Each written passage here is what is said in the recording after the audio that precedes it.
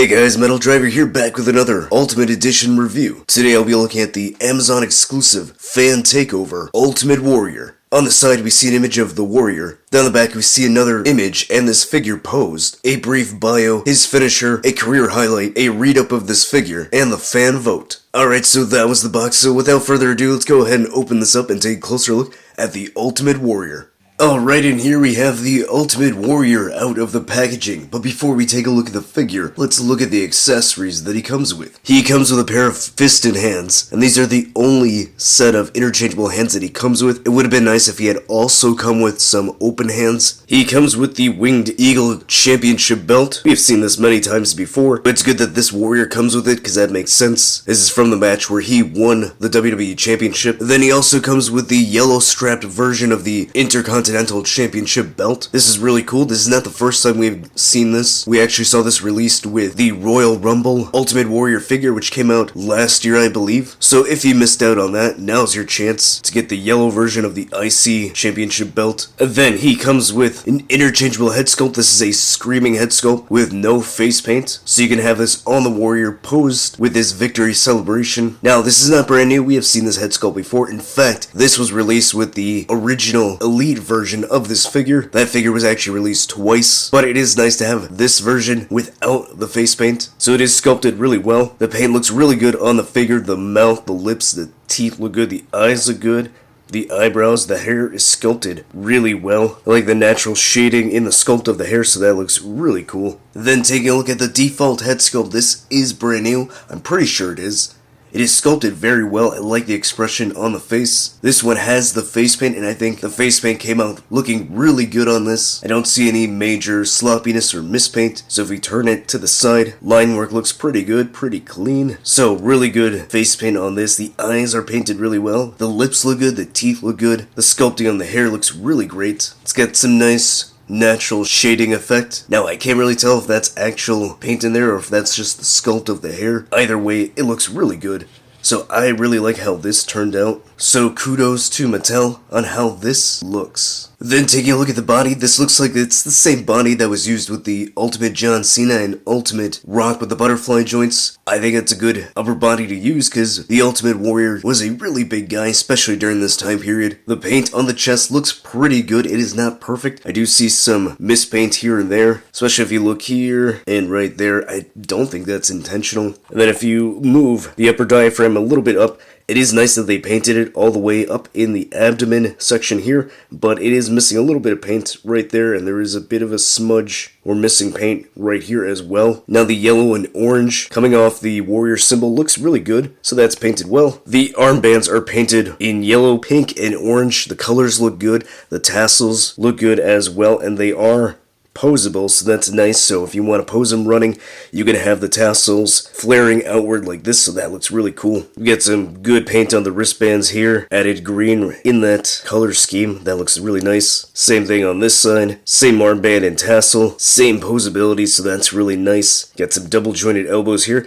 These are not pinless, so even though the new elites have pinless double jointed elbows, this Ultimate Edition does not have that, so that's a bit of a bummer, but got a nice butterfly joint in there. Then look at the trunks. The orange looks really good. You've got the warrior symbols all around. Looks to be painted really clean and crisp. Doesn't seem to be any major mispaint or fuzzy work. It's a little bit right there. Then on the back, you've got the warrior symbol, the eyes painted on the warrior symbol, so all this looks good. So no bad paint, no fuzziness. So really good job here, Mattel. So that looks nice. I love that. Then look at the knee pads. You've got that same symbol that was on the butt here on the knee pads. So this one looks really good. So that logo turned out very well. This one, unfortunately, did not. You've got some black seeping through the yellow here. The eye looks a little bit wonky, so that's disappointing. But these things are never perfect, so I think for the most part the paint came out looking really good on this figure. You've got the tassels here that are also posable. So again, if you want to do a running pose with the warrior, you can have the tassels sticking out, so that would look really cool. You've got green, yellow, and orange on that tassel. Same thing over here. So that looks really nice.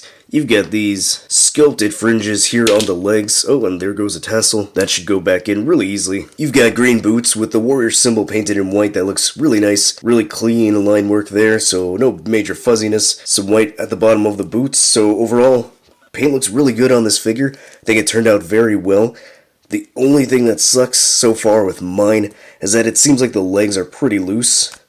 They kind of stick out pretty easily, so when I was moving him here on the table, the legs were sticking out, so hopefully that's just an issue with mine, that's not a widespread thing. But fortunately enough, it is an easy fix, but it still sucks. Then, going over the articulation of the Ultimate Edition Warrior, the head is on a ball joint. It does not look high up at all due to the plastic of the hair. It looks slightly down, can turn side to side, but it is limited due to the plastic of the hair.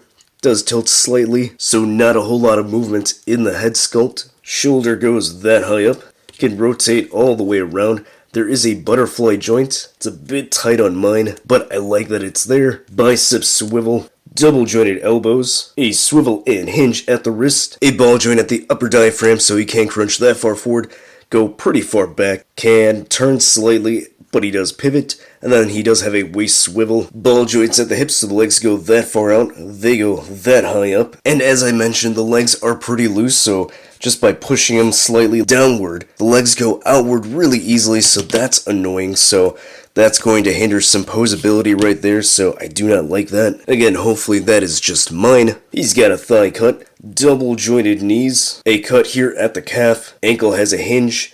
Doesn't really go that high up due to the plastic right here. Doesn't really go that far down either, so a bit limited in that department. He does have toe articulation and some slight ankle pivot. So unfortunately, I never did pick up the Elite version of the WrestleMania 6 Warrior figure, but here he is next to the Royal Rumble Warrior, the original Ultimate Edition Warrior from Halloween Havoc, the ringside exclusive WrestleMania 12 Warrior that I never opened and reviewed, and finally here he is next to the Survivor Series Hulk Hogan and the Storm Collectibles Hulk Hogan figure. Alright, so what are my final thoughts on the Amazon exclusive Fan Takeover Ultimate Edition Ultimate Warrior? I think this is a pretty good figure. I really like how mine turned out. The paint looks really good. Just some minor mispaints here and there, but they're very minor. I like that he comes with the yellow version of the IC belt. So if you missed out on that, here's your chance of getting that version. I like the updated articulation. Really the only issue that I have is that the legs are pretty loose. Hopefully that is just an issue with mine. And considering I'm an idiot and I don't have the Elite version, I missed out on both of them. Now I finally have this version of the Warrior in my collection. So if you are a moron like me and you missed out, now's your chance of getting a WrestleMania 6 version of Warrior with updated articulation and updated body. So I think this would look good in your collection. And I do think it's enough an upgrade to warrant purchasing this. So hopefully you had a chance of pre-ordering this figure, because these last batch of Amazon exclusive Ultimate Editions have been a real big pain of getting your hands on. The pre-orders have been very wonky, so hopefully Mattel fixes that in the future, or they do a bigger production run of these figures, because it would be nice to get these in the hands of collectors, not scalpers. So I do think this is a nice figure to have. If you haven't done so already, go ahead and like this video and subscribe. Follow me on social media so you can be up to date with all my wrestling figure photography, and I'll see you next time.